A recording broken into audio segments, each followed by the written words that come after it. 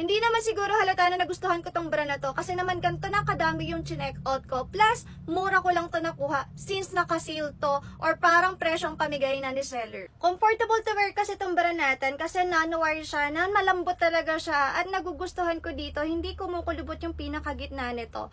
Napaka-comfortable to wear din, plus stretchable yung pinaka-side nito at breathable din siya na makakahinga yung mga gilid-gilid natin or hindi mainit once na sinuot.